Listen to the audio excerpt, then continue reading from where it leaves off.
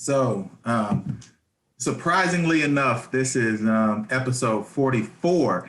Remember last week, we didn't even know we had made it to 40 episodes, but this episode 44 of the now named Golf Performance Group podcast. So we are going through some rebranding and some changing, but I'm your host, Lebronald Palmer, and we also have JJ Wood, the golf pod and college recruiting coach. Oh, yes. Now we've got some extra layers to this thing. You know, I'm the on-course correspondent, and you are the official college recruiting coach now also. So we've got it going. So if they see a golf pod walking around, they'll know to ask me some questions. So I got to keep my physique, how it is, so they can identify the prime dad / golf pod. And they'll know they can ask me a couple questions. So how did the end of your week go? I know we have a winner. Congratulations to you for picking Rahm on our special last week. He's lucky I didn't place a bet on it. So I'm going to pull up here real quick because we can jump right into it, kind of share some details with what happened on the U.S. Open. So we wanted to talk a little bit of both, not only your standard, all players, which we've got here. Let's talk about the top 10 a little bit because, to be honest, this was a packed leaderboard. I mean, for the first time in about 3 or 4 years, you had really a lot of your top 5 guys making their way into the top 10. Yeah, at certain points on Saturday and Sunday, you had all of the, Rory, DJ, Koepka, Bryson, Rahm, Morikawa, everybody's in. Everybody. And I feel bad for King Louis because in reality, it was his tournament to win. I mean, it was his tournament to win. And he's the king. I think Jack Nicklaus had 18 runner-ups in major. Yeah. And Louis, I think, at 7. So he's got 11 to go. But he's modern day, the king of runner-ups. Yeah, it was crazy. I mean, watching that, the last 9 holes, of course, that's when, Rahm, he just went on that incredible tear. And when he got to 6 under, I was like, well, Louis still has 3 holes left. He's going to win the tournament. I can't believe that shot on 17. That's what I was going to get to. I've done that so many times. That's what I was going to ask you. Okay, so as a pro level player, what's the mindset that he had on 17? So obviously he's playing well, right? He's one back of the lead at a U.S. Open. And so U.S. Open comes with long rough, right? So you had, they kept saying you have all of the United States to the right, Yes, yes. But he needs to make a birdie, and 18's not a easy birdie. You got to hit the fairway there, or you got to wedge it close. It's not easy. So he made birdie on after his drop, right? Wait, did he? No, he made bogey. He made bogey. He made par. Yeah. But he had a gap wedge in, so it was a birdieable hole if he hits the fairway.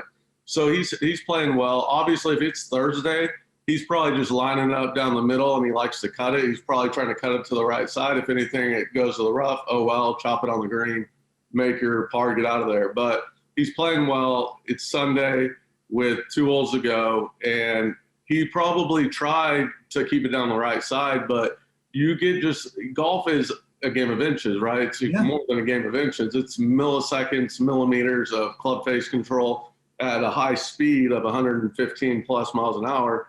I mean, he just had that little bit of flip in it, or maybe had a little stall out, hesitancy, and it just went, because it landed in play, I believe, and ran through.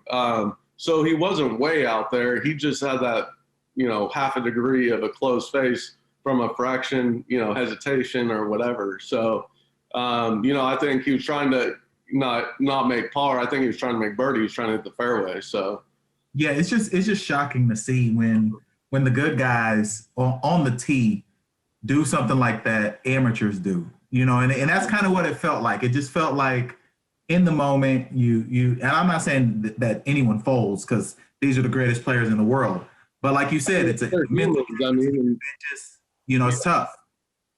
So, the thing is, put an amateur in that situation, they would miss the golf ball. Oh, yeah, amateur in that situation is going to make a 14 on the hole. Yeah, I get it. Yeah, they may be an 8 handicap and they're going to miss the ball. That's why going back to mental game. I mean, like golf, you can go play Torrey Pines and be like, I shot a 74, but you don't realize, well, one, course setup. I mean, I played Olympic Club in a national amateur tournament and then played it a year later in a USGA, US amateur, and it was 6-7 shots harder, like course setup wise, with the rough, the pin locations, the fairway's firm, so they're funneling off. It's ridiculous. And then you add in the pressure, another handful of shots, so let's say you shot 75, you're around the high 80s, low 90s. Look at my boy Joe Highsmith. I almost picked him. Yeah. Let me set it up though before you get into it. So, we of course, congrats to Jon Rahm.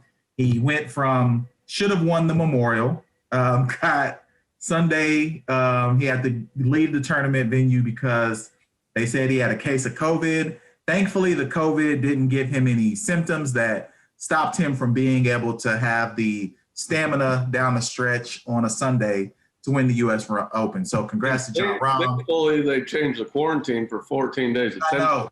Because that's what I was saying was the biggest. Yeah, he lost out on $1.8 million in a win, a good win. But he's played so good, and he's on that verge of the best player without a major, Yeah. So one thing that we really like to focus on is the amateur side of the game. And this is the first time in the past 4 U.S. Opens that no amateur made the cut. So, it's a little shocking, to see no amateur make the cut. But we pulled up some people here to just kind of talk about, obviously, these are great players, but it just shows how difficult the course was. I mean, +5 was low amateur who did make the cut. Andrew, and I don't know how to pronounce his last name exactly. Kozan. I don't Yeah, so just pulling up some of their profiles, we were talking about it some before we got started. These guys, they played great, but when you're looking at your card, it's just like we talked about. It's a game of inches in round 2. Well, I mean, birdies are so hard to come by at those types of events. I mean, look at the par 4s. They got number 2 is a fairly short one, but I bet it's tricky. Number 4 is at 480. Yeah. Rarely is it under 450. I think they said at the PGA Championship I played in, there's like 4 par 4s under 475. And that's crazy to me. There's a handful over 500, and it rained all week. It was ridiculous. Now let's talk about your boy Highsmith, because you did almost pick him. Dude, look at his run he makes starting out on the front 9 on round 2. Yeah, let's look at his card real quick. So round 2, front 9. He goes birdie. After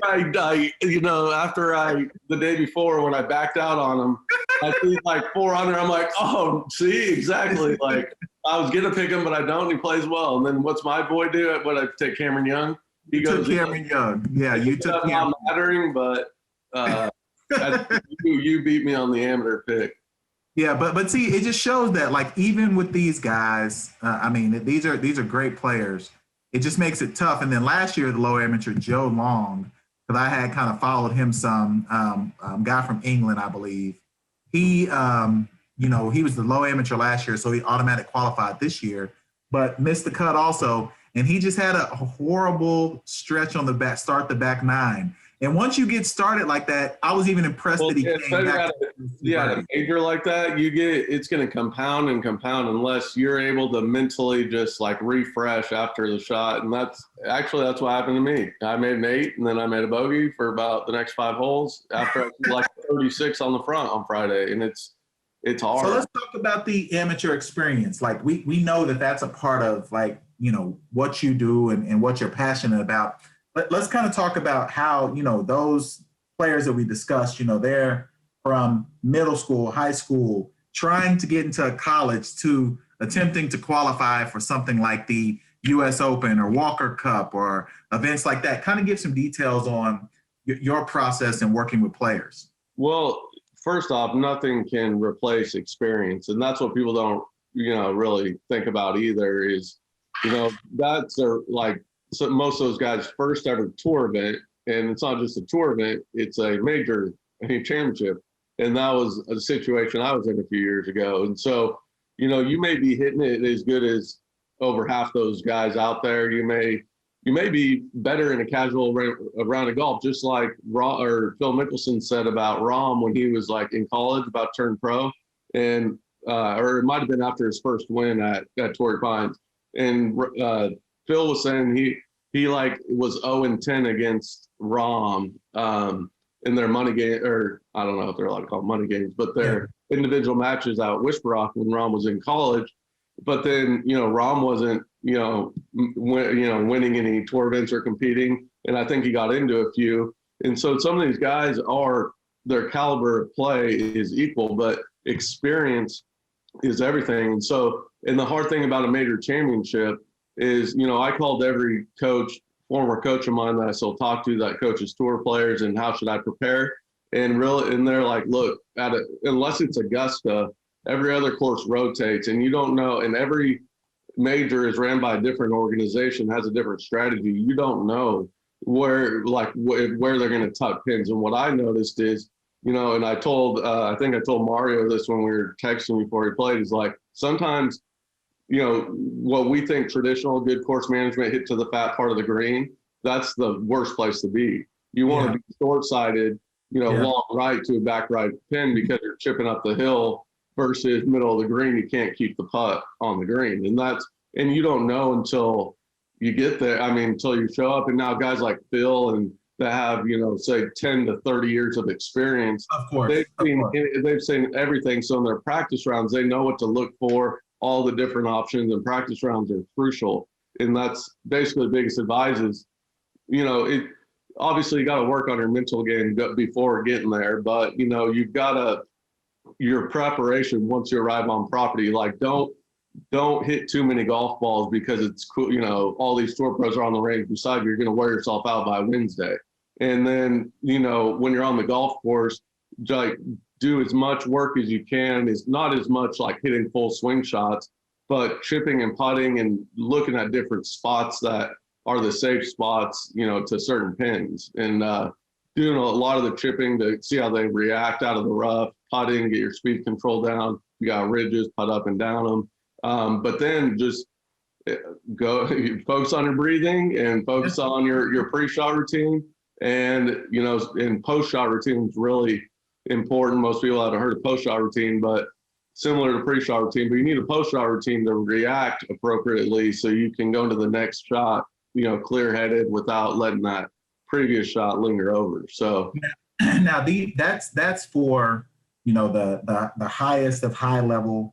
They're at the events. Those are the tips for that. But I know you also work with people who are trying to make their way to that level. They're trying to get to a college. They are trying to progress their way through. So what are some of the parts of your put on your college recruiting coach hat now? Put that hat on. What are some of the things that you work with people on that you suggest as they matriculate their way through this golf world? Well, so I mean, before I was actually a golf instructor, I developed a step-by-step college recruiting manual. So when I was doing my master's degree at OU, working in the athletic department, I had to write a 40-page paper. And I'm from a small town. No one got recruited really, but we had talent. So I made this, step-by-step manual. And then, I made a Facebook page or something and people saw it and I started advising them because there's a lot of myths out there. There's so many good players that get looked over, don't get a spot because they don't know the process. And then there's a lot of kids you're like, how did they end up at, Stephen F. Austin Division I school or Texas Tech, or I beat them. Well, one, it goes off more than just beating them one time, but two, there's a process to be recruited. So and now I put an online version, but this is kind of the outline. So showing them what to think about when they're looking at a school location. If you're from the South and you're used to playing year round every day, do you really want to go north? The size of the school, being away from home, the major you want to do, all that. But then, then we put together a list of schools that, depending on the player, I mean, you can do this on your own, or I help the kids I work with personally, but be honest with what you're, you're a bit, or where you're at, like in your junior golf ranking, say, or your scoring average. And I have that all laid out to help them. But so if you're not sure, then, you pick 20 schools and put 5 schools Division I, 5 D2, 5 D3, 5 NAIA, right? And then, but if you're, averaging under par, you're just going D1 schools. So, but make a pretty big list of 20 schools that fit your criteria, because I don't care how good you are, there's a lot of factors that go into it. Like they need to recruit a kid that's like valedictorian, may not play on the top 5 because their team GPA is so low. But sports like golf, the coaches are graded or judged. Their jobs are on the line, not only for performance, but for academics, their team GPA, because they have to make, they're non-revenue generating sport. So they've got to get that athletic department GPA up, because a lot of kids turn pro early in basketball, football, even baseball, right? So okay, now I don't want you to give it all away today, but there are a couple things that I do want to touch that while we've got it up, because I see the schedule. Let's talk about college recruiting video.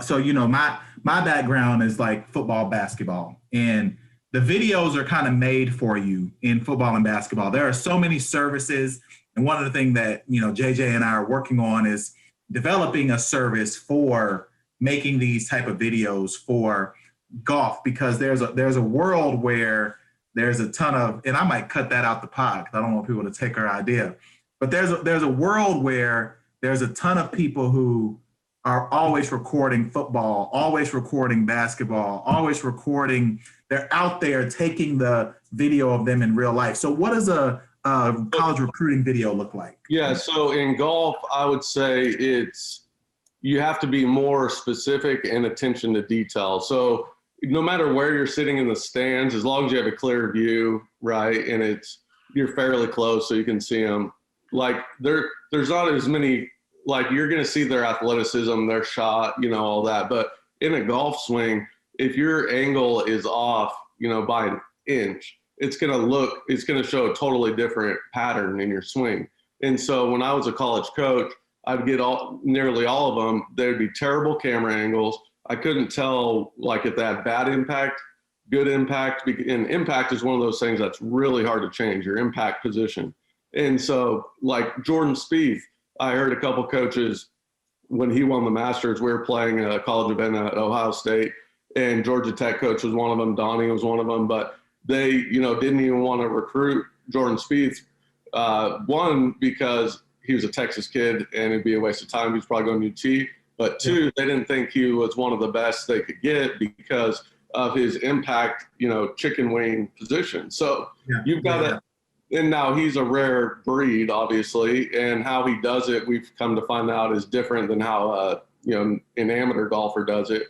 But, you need to make sure you show certain aspects that they want to see. You make it as concise as possible, right? And I have a worksheet, if I'm not working with them, to how to get those camera angles right, what to show, make it short and sweet. But the angles are super important, where in other sports, I can't think of one that would be as important, just because the golf swing, the physics of it, you've got to have the angles perfect. Okay, so all right, let's pivot real quick before we get out of here. So you'll hear more about the college recruiting program. You'll also hear more about ways that you can, not because I'm sure there's a lot of parents of golfers who listen to this, maybe some young golfers who find this, whether it's on YouTube or on Instagram or on, the Apple Podcasts, et cetera. So you'll hear more about this. And, before we pivot here and then going into the Travelers as we close out, let's tell people about your Junior Golf Foundation also. Yeah. So, when I first started, 10, 11 years ago, I was getting kids that, maybe want to play college golf, but they came from affluent families that could afford to pay me, right? So I started in 2012, started working on the 501c3 paperwork so we could get local businesses to support, the junior golfers in our community, such as a Mario Carmona. So we had who's now playing the U.S. Open. He has a degree from Rice, stuff like that. And he was going to go to a D3 engineering school because he didn't know how to get to like, those other schools. So, where he's capable of playing big D1, he was capable of, and so he probably wouldn't have developed as well at a D3 school, in my opinion, but because, just lack of resources compared to a D1 school. But what we do is we would do 2 combines a year where I'd bring in college coaches from all different levels, and we'd have a full swing station, a short game of putting. Multiple coaches at each station would grade them based on different shots and what they need to improve. And then we'd have a Q&A over lunch, and then we would play 9 holes, and the coaches would watch their course management, advise them a little bit, make it a little tournament. But then just getting them networking with coaches, because ultimately there's a lot of variables that go into the recruiting process for any sport. It's relationships. And so the coaches need to know they can trust you. You're going to be, reliable academically. You're going to be a good personality for their culture, stuff like that. And obviously then there's the, how much upside do you have, potential. And, if someone tells you you can't play at UT or you can't play at, Northwestern, tell them they don't know, because every coach, I've been around so many college coaches when I was playing and then coaching college golf. There's so many different, like my college coach at Pepperdine wanted to find a kid that didn't hit it that good, that just grinded it out because he knew he could rely on him to get that counting score, because he always hits it bad, if he's at a certain level, at the AJGA level. And then, but then you have the University of Houston coach who wanted to get a bomber that, he could refine, because now we can teach speed, but you can't teach that much speed, so that's what he wanted. So you never know what a coach is looking for. You never know every program situation, what they need, a good GPA, or, they're going to go for the best player. So the last thing that we'll talk about before we'll get out of here is DraftKings. So we have the Travelers coming up this week in DraftKings. We are we will approach you at some point as we continue to grow for a partnership, because I am a DraftKings fanatic. So my fantasy lineup this week for the Travelers, I picked Matt Wolff as my lead guy. He went over his whole mental health struggle, talked about overcoming that. He played halfway decent at the U.S. Open. I think he can carry that into the Travelers, which is a much more relaxed golf tournament. My next person I picked was Neiman, because he never misses cuts, ever. He's usually around the top 10, so that's going to be helpful. Harmon I picked because I always try to pick a guy who is kind of middle of the pack, but won't be picked as much, because remember, DraftKings, you have to kind of pick people that others won't to finish in the money. Then I picked Keegan Bradley, because here recently he started to tick back up, and he generally plays well in the summer. Molinari started playing better, after his struggles, after his meltdown in the Masters with Tiger. Weight maybe, because I know he may have lost some weight too, but he's definitely been playing better.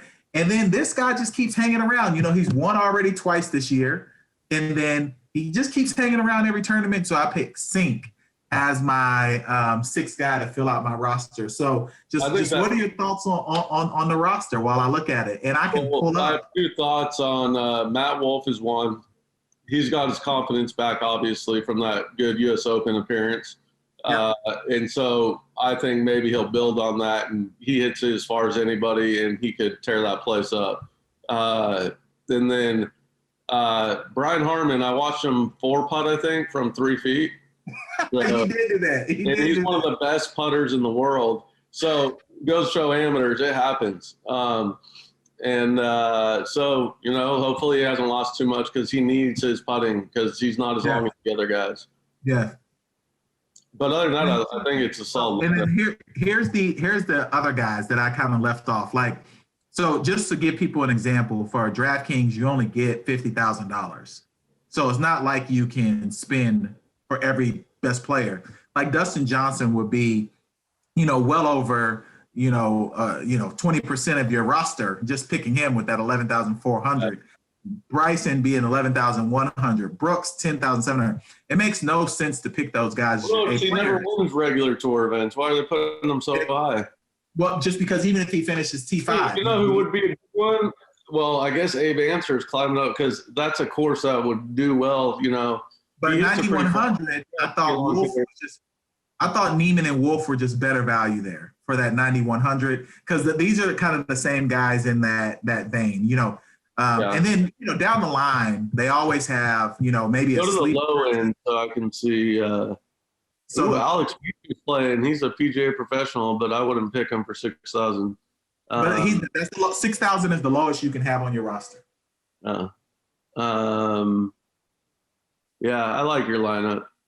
Yeah, so I'm hoping this ends up. I was thinking about is Abe Answer just because he's so solid and hasn't won yet. He's got to break through at some point. You've got to break through at some point, but I don't know if Ches Reavie is also playing pretty well. You know, I might make a change with Ches Reavie. So I'm gonna look at this again. I've got until tomorrow at 5 a.m. to lock in my lineup. What about your boy Harold Varner? You know what I'm talking about? He's been playing terrible. He has been playing. The Carlos we interviewed that says he's boys with him. We need to get Harold on here. So that's what we. Well, I guess it's coming Houston Open. We can try to text Carlos. We'll try to see if he can set it up. We definitely need to do that. But before we get out of here, anything you want to leave the people with? You know, I'm gonna try to play some golf on Sunday this week. I've got a couple events on Friday and Saturday, but this Sunday I'm trying to get out and play some golf.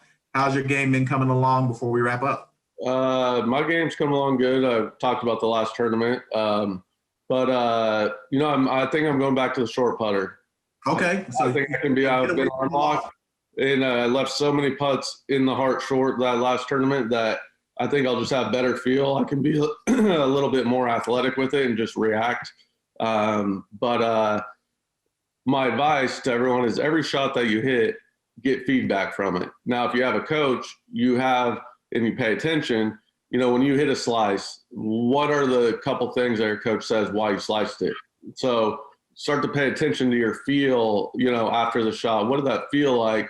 Did I hesitate? Now, Cameron Tringali, I'll give you this tip he gave the varsity group, was the first question you always got to ask yourself after a shot was, did I 100% commit to that shot? If you had any hesitation, like you didn't know if you had the right club and you're kind of like, oh, baby it, or, you know, any sort of hesitation, don't even go to a swing flop. But if you're committing and you're hitting, you know, all these shots, get feedback, start to understand why that happened, your tendencies, and so you can fix it before the next shot. So you can rehearse, you know, what you're trying to do. And if you did it well, rehearse what you did well. And then you have closure and you go on to the next shot and you can start your process over again. Nice. And that's been episode 44. And again, maybe we can close it out and telling people we encourage you to train smarter since we've got the new tagline on the hat. So we encourage you to train smarter. That's been episode 44. It's all about how you train. It is all about how you train. Especially with golf, because it's so mental, you got to train yourself a certain way so you don't fight those battles being so technical and doubtful on the course. So exactly. And hopefully we will be in person next week. Maybe we need to try to get Andy on next week because I know we've been talking about having him as our correspondent for he runs the amateur golf tour. Amateur golf tour. So all right, that's been episode 44. We'll talk to you all soon.